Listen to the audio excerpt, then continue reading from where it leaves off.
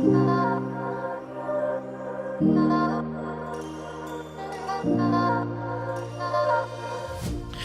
right, everybody, welcome to Studio B. I am your host, Pastor MDH. Thank you so very much for tuning in with us every single week. And remember, no matter where you're watching us from, Facebook, Instagram, Twitter, make sure that you like, follow, and subscribe so that you don't miss anything going on the set of Studio B. And also remember, wherever you access your podcast from, that's Apple Music, that's Spotify, that's Pandora, wherever you get your podcast from, you can access Studio B from that same platform. We have now just passed over 5,000 plus subscribers. Remember, we're trying to get to 10,000 by the middle of the summer, and I know we can do that with your help. So please continue to support us and to continue to tune in to what we're doing here on the set. Today, man, I have a very special guest, and this month is going to be exciting. I am excited about what God has in store for us on these next 4 weeks on the podcast, because I'm going to highlight 4 phenomenal women that are making an impact in this world. And they are doing big things at a high level. They are God-fearing women. They are family women. They are business women. And they have their affairs in order. So I'm just so excited about my first guest today. Not only because she's my first guest in opening up this series, but she is a member of the Church of Bethel's family. We love her and her family.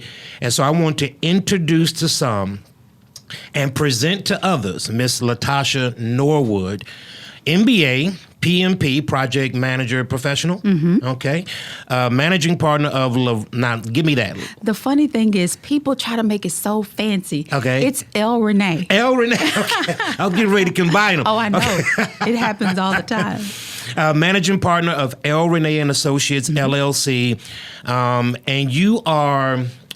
as I was looking at your story and doing some research on you before our podcast, I'm excited about today because you got a story. I do. And I want the viewers and the listeners here to hear this story. So let me just kind of set the framework of what we're doing. So for the next 4 weeks, I'm going to be doing, I don't want to call it a series. You know, I'm a pastor, so, you know, we like to operate in series, but it's not a series, even though it's a series.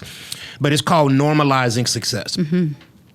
And over the past year and a half, we're now on 50 episodes. I have stood right here, sat right here at this table, LaToshia, and I have advocated on behalf of Black America that Black America is a powerful force. And if you look at our history going all the way back to 1619, when we were brought over here to these United States, we have overcome obstacles upon obstacles, barriers upon barriers. And not only have we overcome them, but we have thrived. As much as we've had to fight against and fight for, we have thrived in so many areas of life. And so this idea about normalizing success is, like, I don't think that we should throw parades when we see Black people succeeding. I just think that success is a part of the Black experience. We are highly successful in many different fields of life and many different areas of life. So when you see somebody that's successful and they happen to be an African American, I don't believe that should be a great cause to sit there and high five everybody in the room. Standard is our norm. It's not what we strive for. It's just what we do. And so for the next 4 weeks, I'm going to be highlighting women, especially African-American women, who are doing great things in the business field, in their families and educational fields, so that I want everybody to understand the power that is in the Black community. And so that's what this first one is going to be about, and you are the perfect guest to start us off. So I want you to tell us a little bit about yourself and about your company and just about you. Sure. So LaToshia Norwood, born and raised here in Houston, Sunnyside, Texas. Sunnyside. Absolutely. Migrated like most from Sunnyside to South Park and then to Hiram Clark. So I graduated from Madison High School. Oh, my goodness. Marlin. Absolutely. Madison Marlin. Then went on for a stint to Lee College. And I want to put a caveat there. I was the first in my generation to get a full scholarship to go to play volleyball in college. Wow. And getting there, I really didn't know what to expect. So I didn't understand what a syllabus was and how to prepare yourself and how to be accountable and then managing being a student athlete. And so I went off, had a lot of scholarships. I wanted to stay close to home, so I went to Lee College. And I got there, was playing volleyball and doing my work and turning in assignments and traveling across the country. And then it came time for midterms, and I ended up getting a call from my coach, and she said, you failed a lot of your classes. And I'm like, how is that possible? I'm going to class every day. I don't understand what happened. Well, what I didn't understand was that the syllabus is the guide that kind of guides you through the curriculum in the class. And sometimes the professors don't say, hey, this assignment is due. So I was missing assignments that I didn't even know exist. So long story short, I lost my scholarship and within 3 weeks had to figure it out. So I was blessed to have a classmate that was at Prairie View A&M that was willing to allow me to secretly sleep on her bed in an extra bed in her room in her dorm while I enrolled. I had to get money very quickly to enroll in college, and I lost my scholarship, so we had to, bootstrap it. And I remember that entire semester, I started with like maybe a 1.7 GPA going into Prairie View, and I talked to the volleyball coach, and she willingly allowed me to come in and to walk onto the team, but I couldn't even qualify for financial aid. So my entire second year of my freshman year, I was, I guess, homeless, where I was sleeping on a bed, all my bags packed, never could unpack it. But I think it was a pivotal moment for me because it taught me the importance of responsibility and being accountable and being aware of what's going on. And so I think I finished that second semester with a 4.0, and then I ended up transitioning and having a great career in volleyball at Prairie View A&M. We won the SWAC. We ended up going to Hawaii to compete against the number one team. I was interviewed on ESPN and Hawaii News, and it was amazing. And so I left Prairie View, and I ended up going into education. I wasn't really sure what I wanted to do at that point. And my mom said, well, you love sports and you love coaching, so why not teach? Why not be a physical education instructor? So I said, oh, okay, that's fine. So I ended up substituting for Windsor Village Elementary, and I went on to be one of the top instructors there. I started teaching teachers how to teach, writing curriculum, writing standardized exams, and did really, really well in education.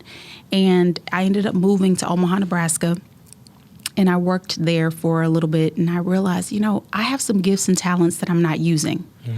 And I really feel like there's more for me, but I didn't know at that point what more looked like. So I started talking to a mentor, and he recommended TV advertising. And so I said, well, I don't even know what this career looks like. And he said, I think you'd be perfect for it. So I ended up interviewing it. At the time, I was the head coach of a volleyball program there in Omaha and had done a lot. And I remember going in and interviewing for this job. And I'm tearing up because I'm thinking through the blessings that God has just given me and how this path has been paved for me. And I ended up interviewing for this job, and it was with the president of the station. So imagine the highest person in the company's interviewing you. And he says, I'm looking at your resume, and I'm seeing all these things that you've done, and I don't see how you even qualify for this position. And I looked boldly in his eyes, and I said, I'm more qualified than anyone you have on your staff. And he says, really? And I did not know going in that I had tested higher than any person had ever tested in the history of that company on the battery of exams before they even bring you in for the interview. So he offered me the job. And I looked at it and I said, no. And he said, what do you mean? I looked at this number and I said, I can make more than this doing what I'm doing. Why would I leave my job to do this?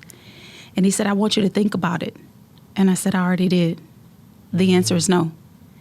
And he said, well, what if we come to this number? And I said, that doesn't work either. Now, in my career, you've heard what my career looks like. I've never negotiated salary. It was just always something that was just, this is what it is. Okay, you agree, you move on.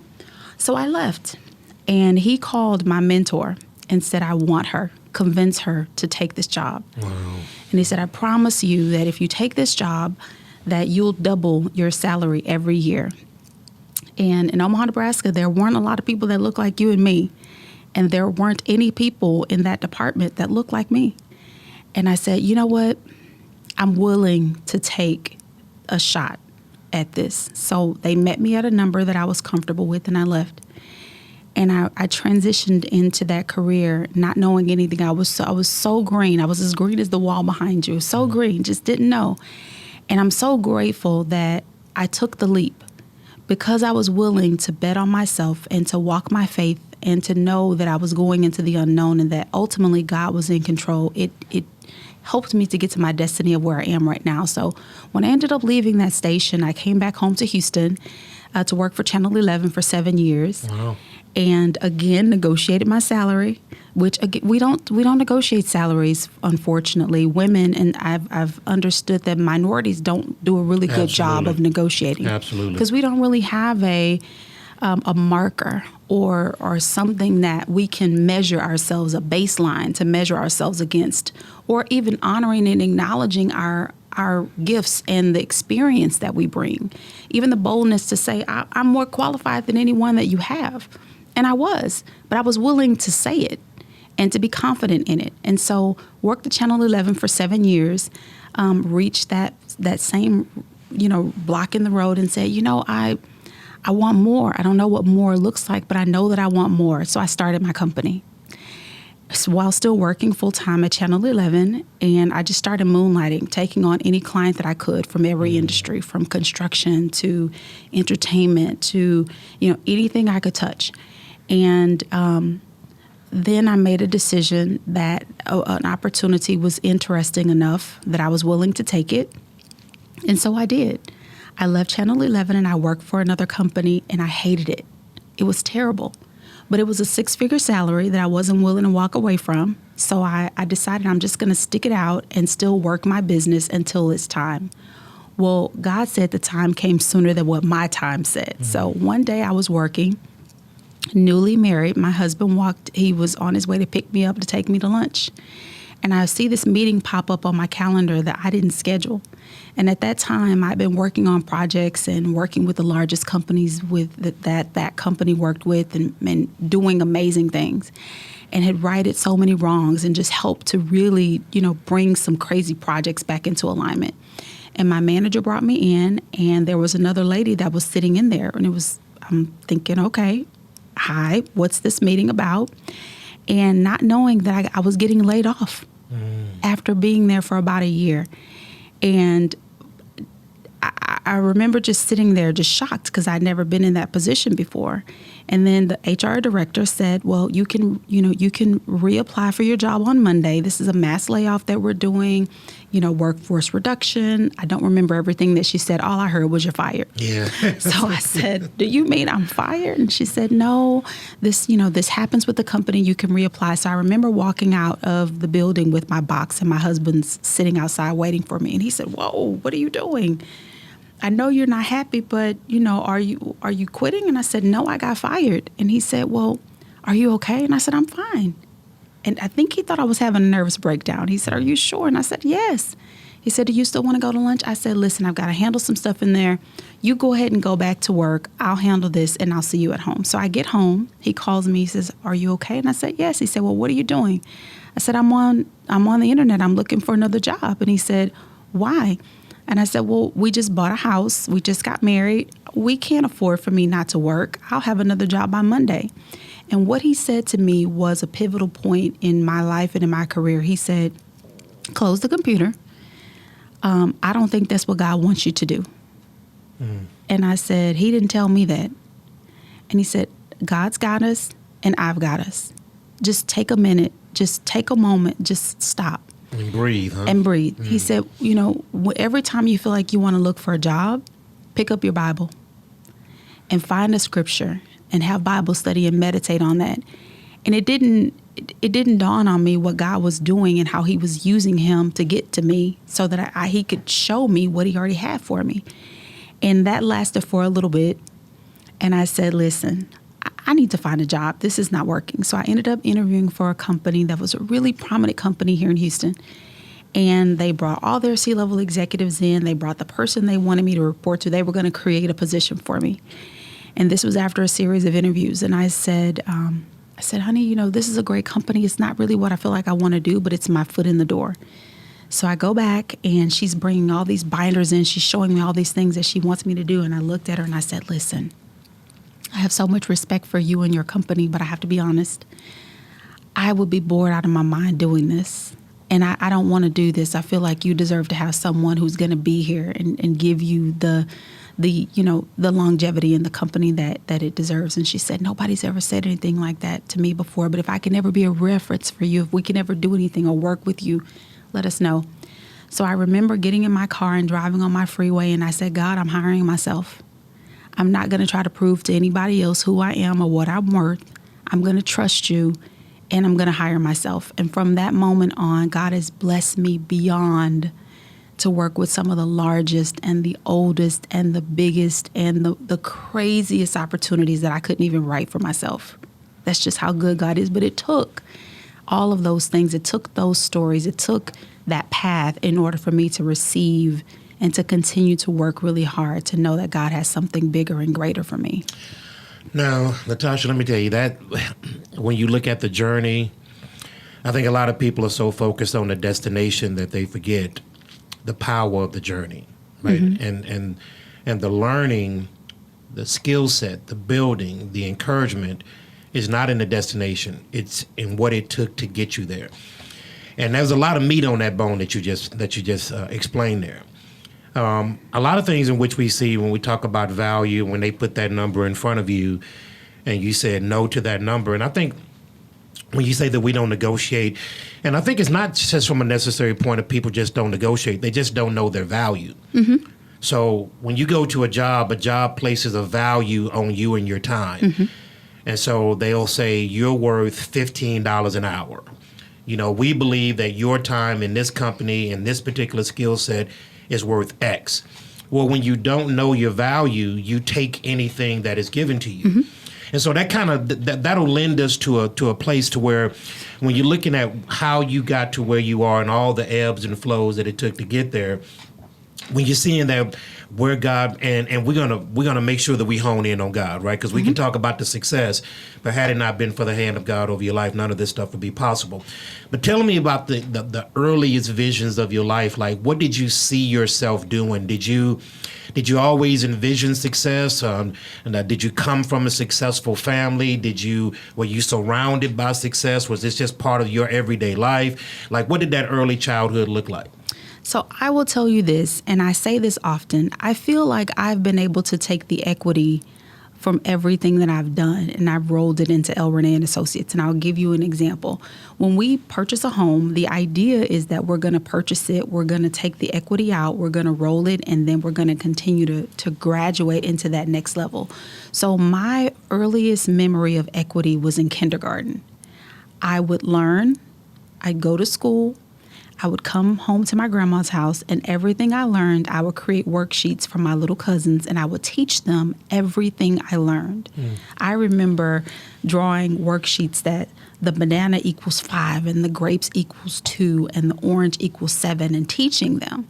And that's exactly what I'm doing right now in L. Renee and Associates. I'm taking something that would otherwise be very difficult and really hard to understand, and I'm breaking it down at a very plain level, making it exciting and fun so that I can teach them and break down the barriers of understanding to really help them to connect to the knowledge.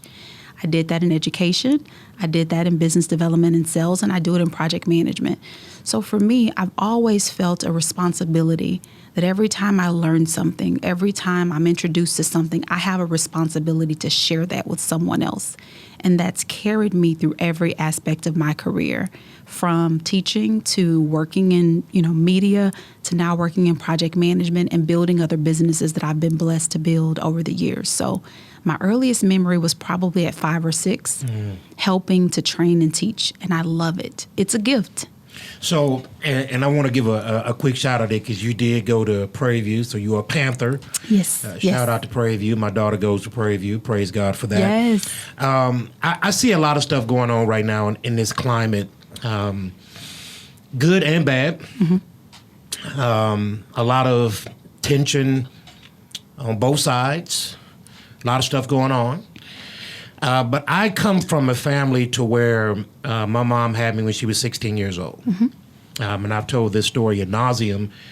But my mom had me when she was 16 years old. It was, for lack of a better word, LaToshia, it was They wasn't boyfriend and girlfriend. It was just one of those things that happened, and out comes Marcus D. Holman, right? So never knew my father. Come from Third Ward, that whole environment. So my mom went back to school, graduated from the University of Houston with a degree in business. And my mom, growing up, would never allow me the excuse of my surroundings. She would never allow me to take the easy road out. My mom was very, very hard on me, making sure that she pressed me to higher levels of living. All my earliest memories are my mom being on my back for school and this and for that. But my mom pressed me to success. And I take that mentality where we are right now as African Americans in this culture, in this nation, in this time, and I try to amplify that times a million, because I believe that your story, my story, and others like it are how we got to the place that where we are right now. Yes, we've all encountered barriers and obstacles and challenges, but what you did with those challenges ultimately determined how successful you would be in life. Mm-hmm. So talk about some of those challenges that you faced early on in your career, in your life, that you had to overcome in order to get to this place to where you are right now. Man, there are so many of them. I think one of the challenges is really internal. It's a mental challenge of trying to find, be comfortable where you are for that moment, to continue to push and know that there is more, there is something greater.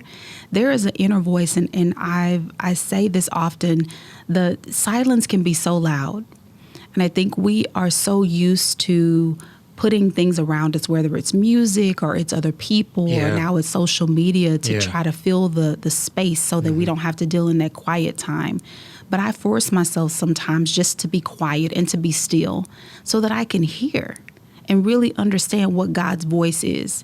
When I think about my mom, who's passed on, I could be in a crowded room, but if I hear her voice, I can hear it plainly through all of the noise of everything that's going on, because I have a relationship, right? Yeah.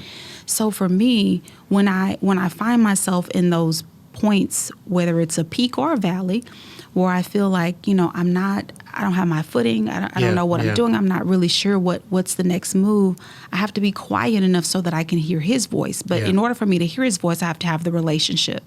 Because if not, it just sounds like a stranger, or it sounds like everyone else is talking, and I can't really understand what it is that he wants me to do. So when I think about those moments in my career where I felt unappreciated, or I felt like I wasn't getting what I knew I deserved at that point, I had to get really quiet and to really just understand, okay, God, what is it? What's the lesson that I'm supposed to learn from this? My mom would always say, eat the fruit and spit out the seeds.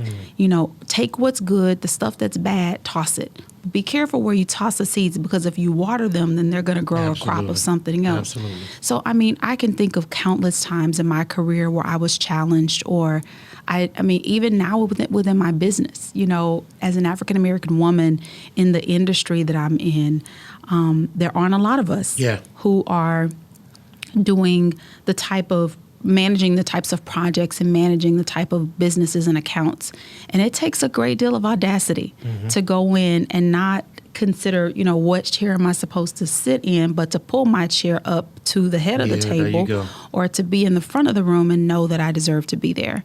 So, if I were to think of one situation where I felt like, my back was up against the wall, I would say it happened, I would say probably within the past 2 years, where I was working really hard and keeping very focused, and out of nowhere, something just came up into the business exchange that was so unexpected. I don't really believe in haters. I don't subscribe to that. I don't think that people have that kind of time to just sit and try to figure out how they can destroy something. I never understood that concept. I feel like people have other things that are more important to do. But I had a situation like that happen where someone just started throwing these accusations and doing things. I'd never met this person before in my life, did not know anything, and later found out that there were some things that were working to try to undermine. But what God has for you, come on now, It's for you. Come on now. And when you don't give those things oxygen and you just keep yourself focused, it's about operating it with integrity. And if you know who you are and what you're doing and what your responsibility is, those things can really knock you off. Like they can throw you off. But if you really stay focused and you operate with integrity, you realize that you really don't have to respond to those things. If you just stay focused and stay the course, everything works out. You don't even have to give it any oxygen. You just keep moving forward and know that if it's for you, God is going to deliver it and make it happen. So that's what I did. So now, when you're going back to college and you lost your scholarship, there are the fork in the road. At that moment, I could go left, I could go right? And we all get to those places in our lives to where we face that pivotal fork in the road. Something happened, life issues, just life in general. And so that was a pivotal moment in your life, right? You got a scholarship, didn't work out, and now you have to make a choice on what you're going to do with this life event that you didn't see coming. Mm-hmm. And so when we're talking about life, LaToshia, and there's a spiritual part of this, but when we're talking about life is going to bring with it its challenges.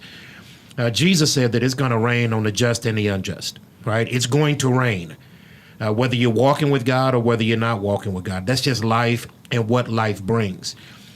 But the blessing of the problems that come along with life is how it builds you up for the next season of your life. Because everything is a preparation, right? So when you're looking at the challenges of your life and how you overcame those things, if there's somebody that's watching right now that's going through a very difficult stretch, whether that's family, whether that's financial, whether that's career, whether that's spiritual, they're in a difficult stretch right now in their life.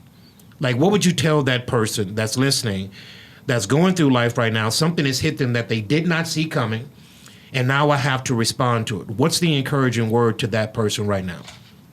I would first say congratulations, because what you're hoping for is on the other side of this. You just have to be patient and walk it out. So patience. Yeah. Even in the midst of what I'm going through. Patience. And congratulations. Because even if someone comes and something really, really tragic happens to them, I just have that kind of faith that I know that, everything works for the good of those who are called according to God's purpose. And there are so many things that are beyond our control. And all we can do is try to hold on to the controllables and do what we can do. That's a good word. And if you have faith and confidence in knowing that you are walking in God's purpose, it's going to be okay. Sure, I mean, whether it's death or it's divorce or it's a loss of anything, just know that God is ultimately in control. And if he took it from you, that means that he has ended that phase or that period, and he's moving you into another phase and another chapter. And you're going to see it. You can't always see it at that moment. You don't always understand what's on the other side of it. But if you're just patient and you keep trusting and you keep working and you keep believing, it's going to work out. It always does. It has to. So I have and I want to make sure that I get your permission to do so, because in talking about challenges and what life brings, problems that it may present, of course, as a pastor, we are constantly in counseling sessions, and we are counseling from A to Z. And anybody that knows anything about Bethel's Family, it is a real church for real people. This church is literally open 7 days a week. And so there's no time schedule. Somebody don't just come up on Monday. They come up Monday, Tuesday, Wednesday, Thursday, and all throughout the week. And so think about whatever problem that you can name, we talk about it here in this ministry. Mm-hmm. And we're oftentimes trying to lift up people that are in the pit of the valley. I mean, not walking into the valley, they're in the pit of it. They've been in there for a minute, and they've been in that valley for so long that they're even used to the valley. Mm-hmm. They're used to the darkness. But we try to get them to understand that this problem that has come up on you that you did not expect can actually turn out for your good, no matter how bad it may be. And so I want to talk to you about a personal issue that happened a couple years ago. Mm-hmm. And you know where I'm going? Tell me. With our dear sister, your dear sister. Yes. Here at the Church of Bethel's Family, we got rocked to our core. And this is from a church perspective. I know as a family perspective, Sure. it was even greater.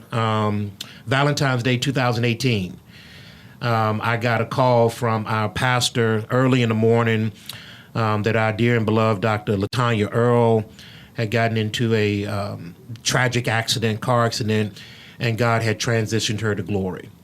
Literally singing on Sunday, and the next day you have to grapple with the idea that she's not here. Mm-hmm. Tragic event. Nobody saw that coming. Mm-hmm. Like it came, and life just kind of smacked us in the face and said, now what are you going to do? Mm-hmm. And our whole church family had to respond because she was such an integral part of the ministry to this tragic news.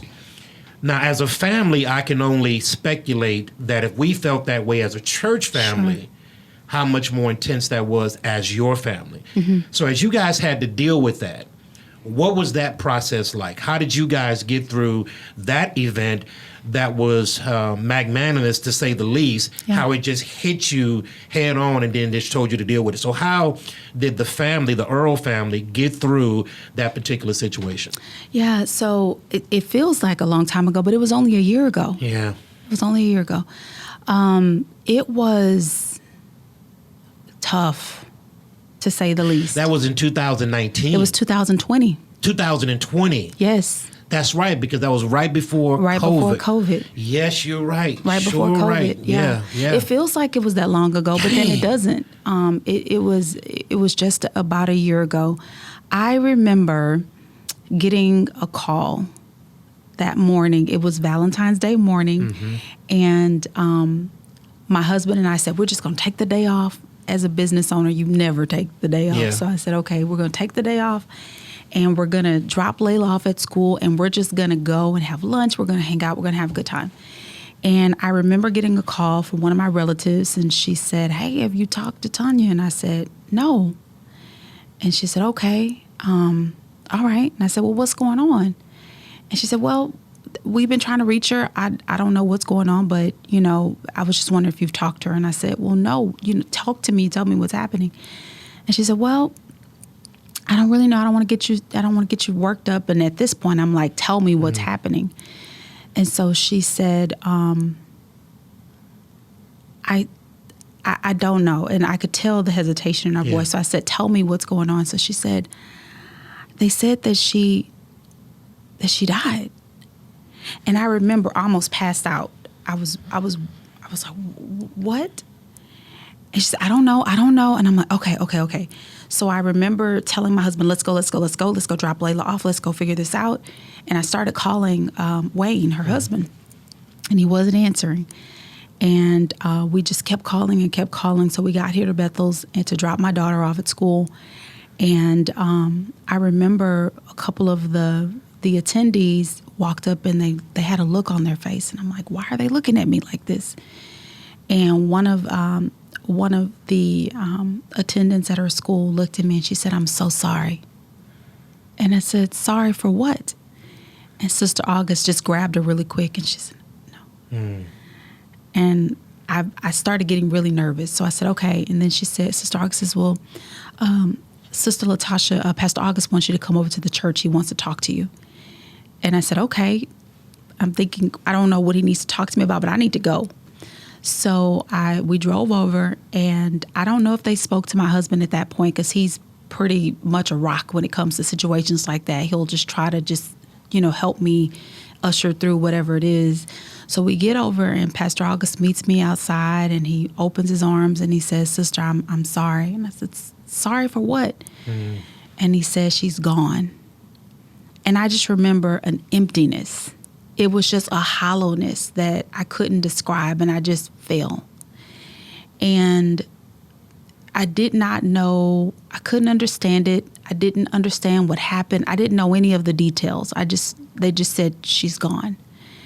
And so immediately we started calling again to her husband to reach out to find out what happened. And then finally he answered, and he told us that she was involved in an accident. And we said, do the girls know? And he said no. And I said, well, what do you want us to do? And he said, can you go to them? So my husband and I left, and we were unfortunately the ones that had to share that news with them. And they were distraught. They were, completely confused, caught off guard, just very unaware. It's nothing that you can ever prepare for. It's not any news that anyone ever wants to share.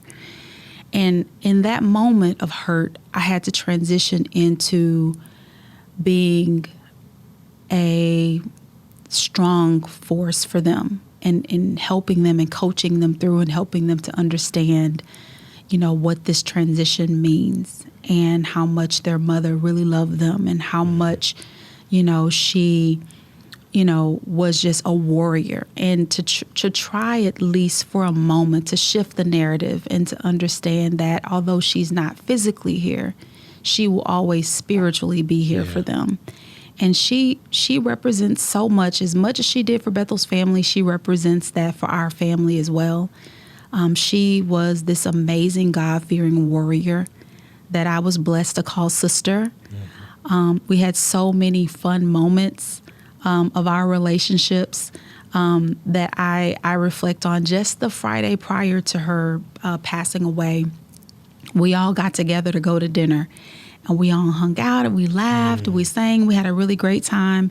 And and it hadn't happened for a while. And so I feel like that was God giving us that moment to spend together and to be there. But she is just this amazing powerhouse that represents so much. And through trying to process it, my husband really helped me. He said, God has us here all for a reason. And we're all here to give him glory and he gives us all an assignment. And he said, it's a blessing that she completed her assignment by almost at 50. Sometimes, people's assignments take a little bit longer, some take a little bit less. But the lives that she touched and the impact that she had and the work that she did and how she gave her life for Christ, God felt like, what, your job is complete. And I'm ready to bring you home. And so for me, as much as I miss her, anything that's funny, I would want to call her. If something crazy happened, I'd want to call her. I'd look forward to seeing her at church and hearing her voice and seeing her minister. And, when I think about just how talented she was an amazing singer, but she was anointed. Yeah, and And that's I a difference. think there's something that's so different about that. It's not about the runs. I mean, we come from a singing family, right? So it's not just about the ability to bend and fold your voice, but it's about how you can help to heal. And even through her transition, I would randomly see someone, and I saw a lady at the store, and she said, I haven't been able to return to church yet. And I said, really? She said, every time I go, I want to hear her voice. I want to see her. I want to hear a word from her. People that I never knew said, your sister sung me to Christ. I was so lost. I was in a valley. I didn't know what to do. But through her ministry, it helped me to have that hunger and that desire to get into the Word of God. And so when people use the word ministry of music, this is the last thing I'll say about it. When they would say minister of music, my sister studied the Bible like she was really a pastor of a church. She'd wake up in the morning. She had at least 3 or 4 different references to the Bible that she could refer back to. She was really, really about God's word. And it's amazing because I remember seeing her, and it was a reflection of my mom. My mom would do the same thing. She was a student of the word. And I think that through her study and her commitment to Christ and knowing how important it is to be invested spiritually in a ministry is really where that anointing really comes through for her. And I'm prayerful that her children, her legacy, will continue to carry that same thirst and knowledge for Christ. And it also is a call to arms for me as well, because I know that I had a praying grandmother and a praying mother and a praying sister, and I'm looking at my daughter like, okay, I owe it to you too. So I just really, really am honored to call her sister. And for me, you know, as much as I miss her, I think that for me, she's still here because I still get a chance to feel her presence around me, although she's not physically here. But we miss her tremendously.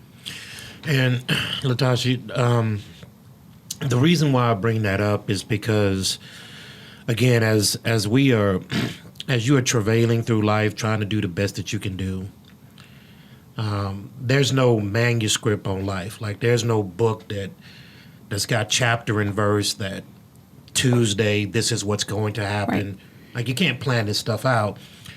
But when life kind of shows its hand to you, it presents you, in my opinion, and I've gone through my own share of struggles that we won't bore the audience with, but life presents you, in my opinion, with the benefit of the challenge. Mm-hmm. It's hard to see the benefit of a challenge in the middle of a challenge. But I've seen so many people, when life throws its best punch and knocks them down, I've seen so many people get stuck there. Mm-hmm. And it's a tendency, especially when you're walking with God and you're trying to be faithful, mm-hmm. and God allows this to happen. There's a tendency to get mad at God. There's a tendency to say, why me? Mm-hmm. Why now? And people get stuck in this little chasm that they're in. With that traumatic event that happened that impacted everyone's life, how are you guys able to harness that? Harness that hurt, that pain, that travail? How were you able to harness that and use that for your benefit moving forward? How did that bless the family? Did it bring it closer? Did it reveal some new things that God wanted you to do? Talk about that process once you guys got your hand around the issue. So for us, we have always been a God-fearing, praying family. So, of course, nobody saw this coming. So it was one of those situations where we knew that we needed to take a step back and ask God, okay, what is that you're trying to show us? What is it that you want us to do? And one of the great responsibilities was our ministry. And my cousin, Sister Donna Chapman, was, there in the choir with us and, directing and, really carrying on the ministry in different ways. And so when Pastor August invited her to take on that role, she came to the family and she said, how do you all feel about this? I know that this is something that is so very new for us. Will you all support me? Will you all stand with me? Will you all allow me to honor Tanya, our Sister Earl, in this way? And of course we said yes. And so for us, this was, as traumatic as it was still an opportunity to show the heritage of our family and our faith, and to know how important it was to carry on the ministry because, A, that's what she would have wanted us to do, and that's what God intends. That's what he created us to do. So for us, we still, as much, nobody can play the piano or sing like she can. So we still, on any given Sunday that we're all together, you can find us harmonizing, looking at somebody because they're off key, or challenging each other to just continue with their ministry and with their walk. So really and truly, our focus has been to just stay very prayerful, to continue to keep her immediate family, her daughters, her husband, her son, her grandson lifted up, and to continue to be what God intended for us to be. And that's a family that loves God, that honors him, and that tries to use every gift that he gives us for his glory. And so that's really what we've done. And I will tell you, at that time that this was happening, that happened with my sister, I was negotiating one of the biggest deals in my company. And it was really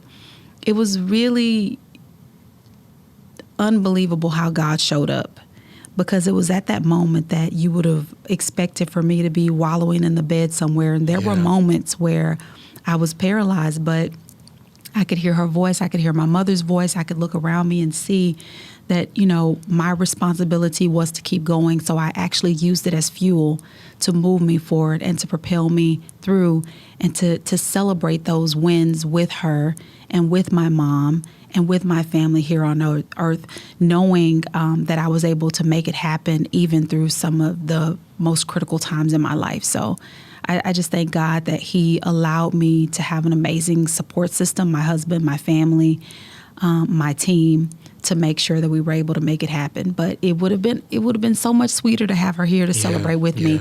But the great thing about it is, although I don't have the ability to call her and tell her, she's with me anyway. So she's there with me in my ear, talking and encouraging me and celebrating the wins right along the way. So this is a preachery saying, okay? It's real preachery, but people see the glory, but they don't know the story. Like, they see the bells and whistles, they see the house, they see the car, they see the family, they see all the outward appearances, and they admire you from afar. Like, wow, they got it going on. But oftentimes what they don't see is the backdrop, the struggle that led to this particular place, and all of the things that you had to go through, go beyond in order to get to this place. Now, we're still not there. God is still molding us and shaping us and conforming us to the image of his son. But I'm so very thankful, because as I look at the life of Christ, Sister LaToshia, I see a man that was perfect in every way, shape, or form. But as you look at his life was filled with challenges. And as you see this man who was without sin, he never said a bad word, never did a bad deed, never thought a bad thought. And this man that was perfect had to overcome challenges upon challenges upon challenges, and to ultimately the final challenge, which was on the cross of Calvary. And so I look at where we are right now, but I appreciate hearing about the journey. The niceties of the moment is great. We celebrate the success in the moment. But I think where the encouragement comes for people who listen is to hear about what it took to get to that place. Because a lot of people right now are in places that they don't think that they can get out of. And from whatever A to Z and whatever problem that may be, we all look at problems and deal with issues in different ways. And sometimes life kind of swallows us whole. And so I hope that when people are listening to you, you are the managing partner. Yes, you have your own company and you are doing tremendously well. You got a wonderful family. God has blessed you, and you had a place into your life to where you have gotten your feet up under you. But I pray that when people hear about the journey, not the destination, that they're able to draw some encouragement from that, because they can say within their own minds, okay, this is where I am. And the model that I give to everybody, look, no matter where you are in life, start there. Okay? No matter where, if you got $1, start there. If you ain't got no money, start there. Wherever you are, start there. So I hope people can look at and hear the journey of LaToshia Norwood, okay, and what it took for her to get to this ultimate place of where God wants her to be, and draw some serious encouragement that you've overcome some very difficult challenges in your own life, but you were able to harness that pain and use it to your benefit. So I want to ask you this. I have a heart for young people. I've always said, Sister LaToshia, that I will not contend with a grown man.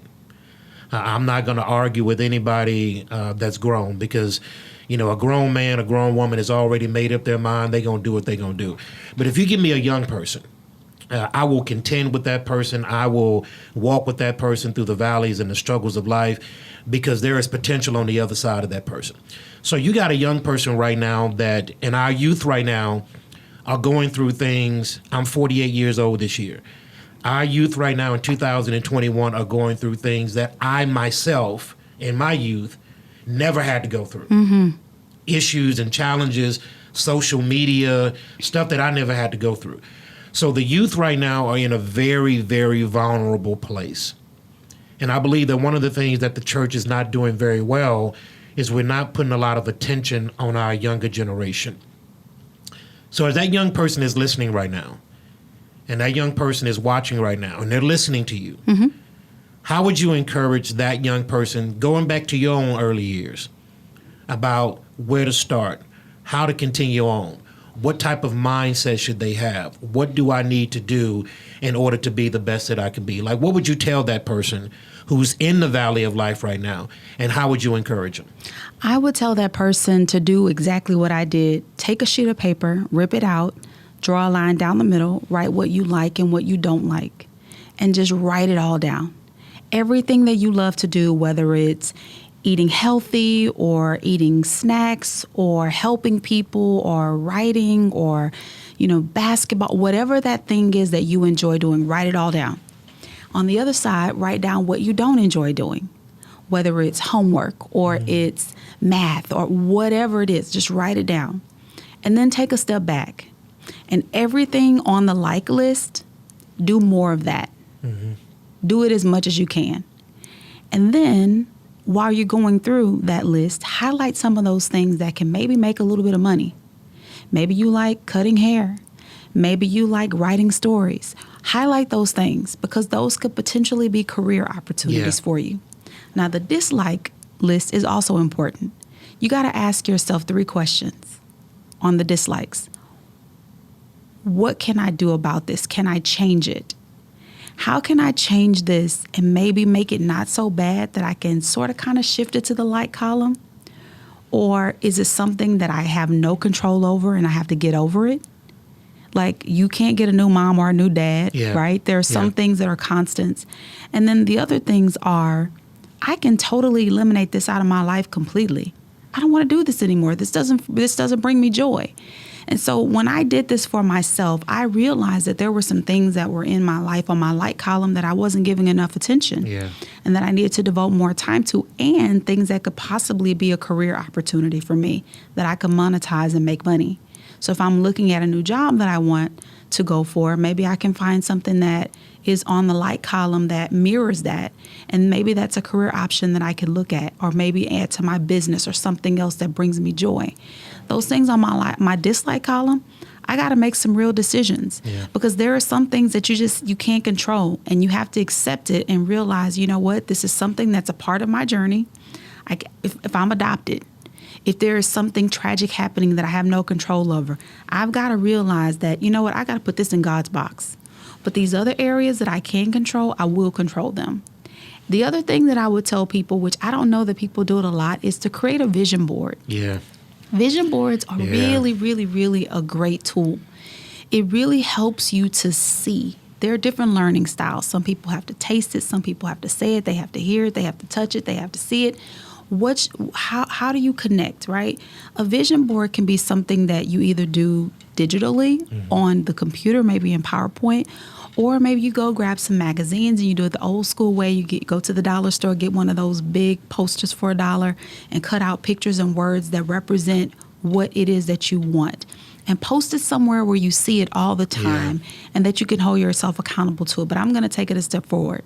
When I look at vision, I have to ask myself, okay, what is it going to take for me to do it? Is it going to take commitment of time? Do I need to find someone else that can get me closer to it? Who are the people that I need to surround myself by? Is it going to take money? Maybe I need to start saving or scaling back. How long is it going to take me to accomplish this? Do I have the willingness to stick it out and to really, really focus on getting it done? Maybe, that journey might take a year. It might take 10 years, but the progression that I can see myself flowing through will help me get there. What are the risks? What can go wrong? If this blows up, am I okay knowing, that was a part of the journey? It's just par for the course. I'm going to keep going and keep pushing. So I would say, number one, writing those things down really helps you to visually see, and it holds you accountable to it, what those likes and dislikes are, and committing yourself to doing it. Even if it's committing yourself to doing it for a week or a month, right? Maybe it's working out or eating healthy, whatever that thing is, commit yourself to doing it, highlighting those things that you feel like are things that maybe can take you a little bit further, reevaluating that dislike list, asking yourself those questions, and then creating a vision board to kind of help you. And once you have a vision, I don't know where the quote comes from, but it says, if you don't know where you're going, any road will get you there. Any road will get you there. And it's like jumping into a car. That's what the GPS is for. If you jump into a car and you just start driving, you'll get somewhere. I don't know where you're going. You're going to get somewhere, but you're going to waste a lot of time, potentially a lot of money, and a lot of energy. But if you get into a situation where you plug in where you're going, the coordinates or the destination of where you're going, it might take you a little bit longer to get there. You might have to pivot because maybe there's some traffic on the road. Maybe there's some construction. Maybe you have to detour, but you'll get there because you know where you're going. And that list helps you to identify what that looks like. And that vision board helps you to visually see where you're going. What do you put on your vision board? You can put a house, you can put college, you can put marriage, whatever those things are that are part of your vision, because it's very personal to you. But it's something that you have to commit yourself to, and it needs to be time bound. You need to give yourself a realistic timeline of when I want to accomplish this. So you can use it as benchmarks to say, okay, how close am I getting? It's just like what the GPS tells you. You'll be there in 15 minutes. If you look up 30 minutes later, something went wrong. Yeah. But you don't stop and pull over and get out of the car and give up. You keep going until you detour and you get there. And that's the same thing that life presents us. But you got to have a destination. You need to know where you're going. The other piece of advice that I would say is if you can find a mentor, and I know we talk about mentors all the time, but a mentor, they have different purposes in your life. There might be a mentor that's just willing to call your baby ugly and tell you that is crazy. I don't know what you're thinking about. Mm-hmm. Don't do that anymore. There are some mentors that will rub your back and will coach you through and help you and wipe your tears. And I mean, we all need different things in our lives. So figure out what helps to motivate you. But ultimately, a mentor is someone that should hold you accountable. And it should be someone that you're willing to be honest with. Absolutely. That you're willing to share and be naked and transparent with, to say, you know what, I haven't figured it all out, but I know where I'm going. And when I feel myself getting weak, or if I feel like I'm getting tired, can I come to you for some encouragement? Can you help me to understand maybe how I can pivot through this journey to get where I'm going? Is there somebody that you can connect me to? Is there somebody that I can watch or shadow or mirror who's doing what I want to do that can kind of help me along this path? But having that vision and knowing where you're going and what's important to you and what you want and what you need, I think that's a really, really important secret sauce of getting to where that destination is. The final thing that I would say is pray about it. God is ultimately in control of this thing, and he's the ultimate project manager. So as much as we feel like we know exactly what we want and where we're going and what we should be doing, who we should marry, what school we should go to, what business we should start, how much money, all those things, God, it's in his hands anyway. So present those things to him and ask him, God, is this what you want? I want you to be the navigation for my life. If there's something or someone that's in my life, or there's something that's going on that's going to take me away from what your purpose and what your calling is, remove it. Because sometimes we aren't strong enough to do that. We aren't strong enough to walk away from that 6-figure salary to go and start this business that's going to be a multi-million-dollar business. Because we can only see starting at starting at Lee College, losing a scholarship, staying on somebody's bed at Prairie View, trying to get myself back into college, transitioning into physical education and being a 4th grade teacher, and then moving into media, and then starting my own company that's now a multi-million-dollar company, right? We don't see those journeys because if God showed it to us, we probably mess it up. That's exactly right. We probably mess it up. It's too big. It's too big. Right? But God has to, has to allow us, to walk the journey out. But here's the thing that I have not shared yet. A few years ago, 6 years ago, women started coming to me asking for me to be their business coach and their mentor. And I just knew I didn't have the bandwidth to do it. But I feel like if someone asks you to do something, and it takes a lot of vulnerability to come and ask for help. And if you do nothing, I feel like it's disrespectful. So I decided, okay, I can't coach 40 women, right? But what I can do is I can host a dinner. I'll host a dinner. I'll invite these women to come in. We'll participate. We'll share. I'll share. We'll hold each other accountable. We'll move on. I did not know that just a few months earlier than that, Congress had just designated October as National Women's Small Business Month. So I did the research and I said, you know what? I think I can do this a little bit bigger. So I approached the Urban League and the SBA and said, hey, I'm looking to host a dinner for about maybe 20 women. Would you like to participate? And they said, sure. So within 4 weeks, it transitioned from 20 women to over 120 women. We hosted this beautiful dinner at the Houston Area Urban League. The dinner was free. We had a 3-course meal. We completely transformed the space. We gave away airline tickets, Apple Watches, QuickBooks, everything that you can imagine. We had panels of women who scale their businesses from ground to multi-million-dollar companies, and those who transition from corporate America, every phase that every woman could possibly find themselves in. It was by invite only. And we were able to raise over $40,000 in less than 3 weeks to underwrite this event. And it was beautiful.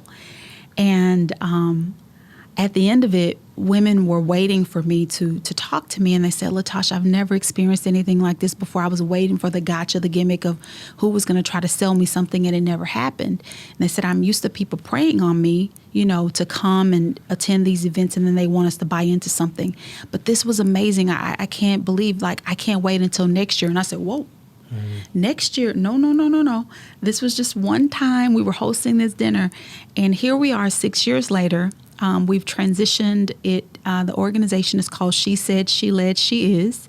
It's an organization that is really about helping women to be audacious and to be bold and to walk into a room and know they deserve to be there, whether they have one toe in corporate America and the other one in their side hustle, or they're fully vested in running their business, or they're kind of teeter-tottering and wanting to do it.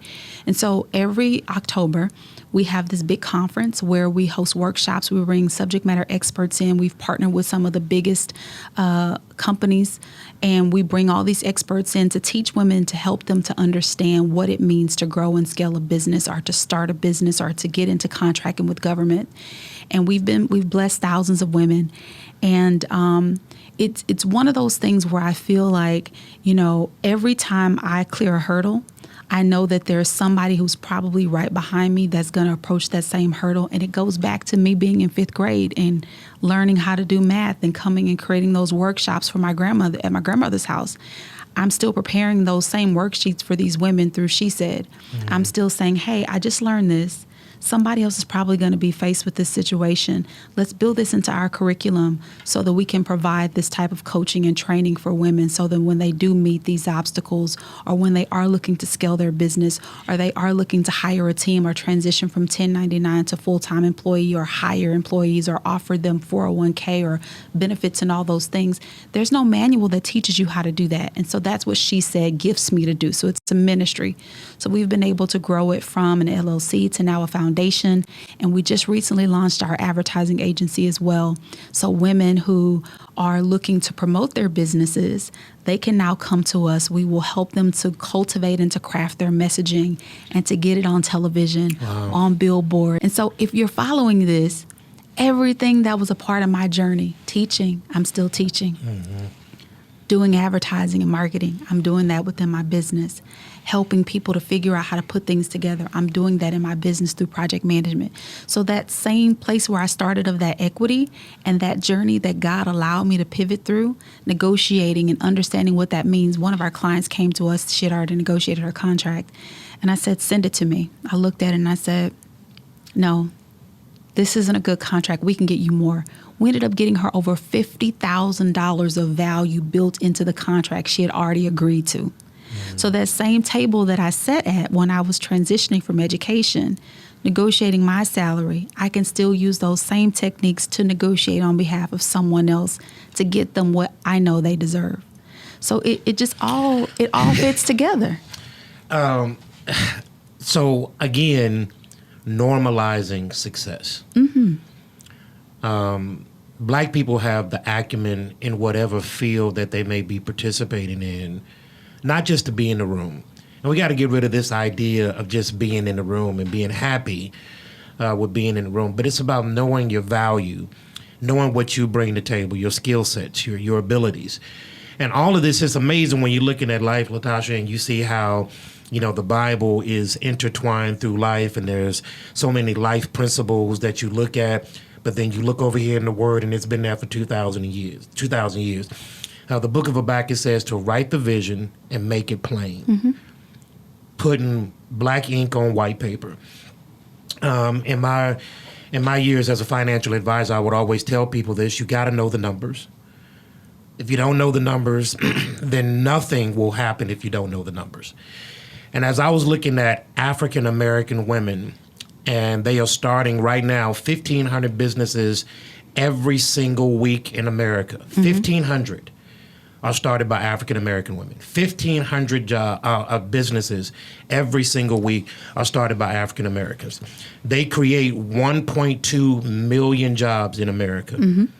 They have an annual revenue of $127 billion. Mm-hmm. Now, I'm just talking about African American women, just the women. I'm not even talking about the men right now. They have an annual revenue of $127 billion. When Black America makes up about 13 to 14%, depending on what poll you're looking at, African American women in the workforce can employ almost 5% of that population. That's a huge footprint.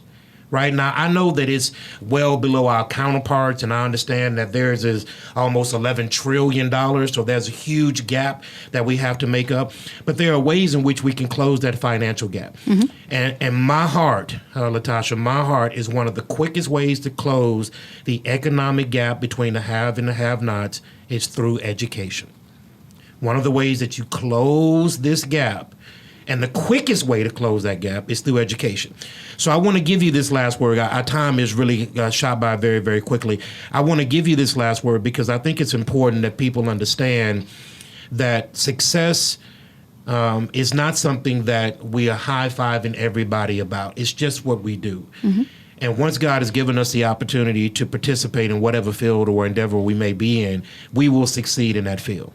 So give me two of your core life principles, mission statements, whether that's a mission statement for your job or whether that's a mission statement that you carry on in life.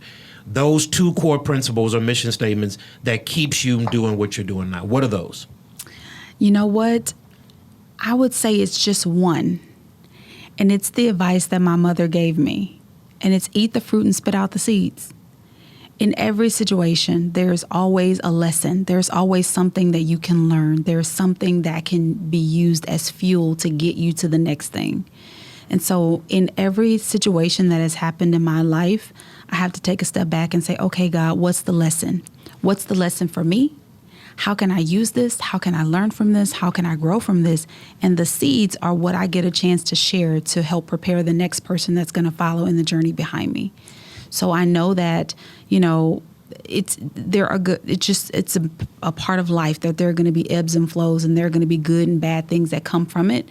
But if I really just stay focused in understanding that God allowed this to happen to me for a reason, something that is going to be used to grow and propel me into the next phase or the next chapter of my life, and to not allow myself to squallow in that, but to brush myself off, to get myself ready and to keep pushing forward, that really, really drives me. Now, the other thing that I've learned over the years, because my mother started giving me that advice when I was probably old enough to even understand what she was saying. I understand that with seeds, they need water to grow. And sometimes those water is our tears. That's how we fertilize. Whenever you're trying to prepare soil to reap a harvest, you got to tear it up sometimes. You got to get the soil prepared and ready. And there is a season when that has to happen. And sometimes you can't see it immediately. You can't see the fruit. You can't see the harvest that's coming. But you have to be patient and you have to do the work. So I realized in that lesson that she was teaching me that you don't just plant a seed and walk away and expect for something to grow. You got to do the work. You got to water it. You got to shine some light on it. You got to maintain it, and know that that seed that you're planting can reap a harvest for so many. Absolutely. Right. And there is growth. It doesn't mean that it died. Just because a seed is inside of something, it's not gone. It can grow into something else and continue to replenish. So for me, I use that advice all the time. I realize whether I'm having the best day ever, that there's a chance that something is on the other side of it, and to be thankful and grateful for that moment and to be appreciative of the lesson and to be aware of it. But know that in those darkest times when I cannot even see 1 foot ahead of me, to know that if I trust God and if I really stay focused, that it's going to be okay. So for me, I have that quote posted in my office: eat the fruit and spit out the seeds. Well, let me tell you, and I want to bring this to a crescendo, okay? I am sitting across the table from an African-American woman who has went through many different fields in her life. She has, by God's grace, started her own business. Her business is doing extremely well. I sit here at this table many a time, Sister LaToshia, and I have caught hell from people with the message that I preach. I preach a message of empowerment. Okay. I don't buy into this mantra, this idea about the oppression of black people. I know too many successful black people, and name whatever problem from A to Z, name poverty, name incest, name rape, name fatherlessness, name any problem that you want from A to Z, and I can put my hand on an African-American male or female that has been through that, overcome that, and then gone on to do great and dynamic things in life. I know too many. My circle is filled with very successful black men and black women who are doing well in life. And so I push the idea that Black America is able. And we're not looking for a handout. We're not looking for people to post us up. Yes, we're going to go through our challenges. Yes, we're not going to skip down the yellow brick road and sing Kumbaya. I get that. I understand that. I believe that. But within Black America is the power given to us by God. When you look at any other ethnic group, we have been spiritually empowered by God since our founding. Mm-hmm. And we have something inside of us that drives us through every problem and situation that we may come up against. And so I advocate for empowerment, that no matter where you are in life, you can be better than where you are. But I also, Sister LaToshia, I redefine what success is. Everybody can't have the 3 letters in front of their name, CEO, COO, CFO. Everybody can't operate on the 50th floor. And I hold the mantra that we don't value as much as our foreparents did and forefathers did the value of hard work. So whether that's you taking out the trash, somebody's got to cook the food. My grandmother was didn't get anything more than an 8th grade education. She was a waitress all of her life, but she was the hardest working woman I've ever known. So she taught me to value that no matter where you're planted, bloom there. And so I push the idea of empowerment, and that we don't need everybody posting us up, and we don't need people caressing us on the back telling us it's going to be okay. Allow us to do what we do, and you will see Black America flourish. You are a prime example of that. And I want to thank you from the bottom of my heart, because I believe that people need to hear this story and the other stories that will come about people that have gone through hell and high water, but did not allow those problems to stop them from progressing forward. And so I want to say publicly to you, congratulations. Thank you. Congratulations, man. I'm so proud of you. And I don't want to specify this just to an ethnic conversation, but it's important to me that I get people to understand the dynamic of Black America, that Black America is not the images that you see on TV. Sure. Okay, that doesn't define the populace of Black America. Black America is strong, it's resilient, it's smart, it's capable, and we can do very, very well if you allow us to do it, right? And so I want to thank you from the bottom of my heart. Your family is a jewel here.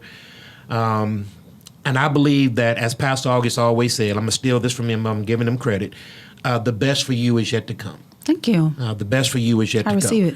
So I want you to look right here into your camera, and I want you to give a plug, a big, strong plug, and I'm not going to put the words together this time, L. Renee and Associates, LLC. I want you to sit here in this camera, sure, and I want you to give a big plug for your company, how they can reach you, what you do, and so on and so forth. Great. L. Renee and Associates is a project management consultancy firm that supports companies from the C-suite to the front desk by providing training, consulting, and recruiting for professionals. So if you are interested in learning more about project management, it is a very viable career path. No matter what industry you want to work in, project management is industry agnostic. So if you're interested in learning more about how you can be more competitive in the workforce, give us a call. You can reach us at 713-393-8745, or of course you can find us on our website at www.lreneellc.com. There you'll find out more about who we are and what we do and how we can help you. And for those of you who are interested, women, in starting a business, growing a business, or scaling a business, check us out at SheSaidSheLed.com. We have our annual conference coming up in October. We'd love to connect you to resources and people that can help to mentor you and coach you and help you to figure out what that is that you can start that business doing. Or if you're looking to scale your business or do government contracting, we can help you do that too. So I'm really excited about what you're doing and what God has blessed you and positioned you to do. And if I can help you to get one step closer, I'm willing and happy to help you do that. Miss LaToshia Norwood, managing partner of Earl and Associates, LLC. You want to give a quick shout out to your husband and your kids? Absolutely. The person that is like the cheerleader of all cheerleaders, my husband, Will Norwood, who is absolutely amazing. Thank you for being such the blessing that God intended for you to be. We prayed very early on for our marriage to be our ministry, and it definitely is. I'd like to also acknowledge my baby girl, Layla Jean, and also Lily and all of my family, my team at Earl and Associates, my team at She Said, and all of those who are always championing for me. Thank you so much for your love and support. Ms. LaToshia, I am so thankful that you accepted the invitation to come on here on Studio B. Everybody, I am Pastor MDH. Thank you so very much for joining us here on the set. Remember, wherever you're watching from, like, follow, subscribe, comment so that you don't miss anything going on the set of Studio B. And remember, God loves you. He has a rich plan for you. And until next week, we'll see you soon. Scope, time, and cost are constraints every project faces, and having the right team to manage them is the key to your success. L. Renee & Associates is an industry leader in project management and an authorized training partner with the Project Management Institute. From training, recruiting, and consulting, our project management experts will help improve your team's performance. So whether it's construction, technology, healthcare, and more, L. Renee & Associates is your partner for all things project management. Let's get started today.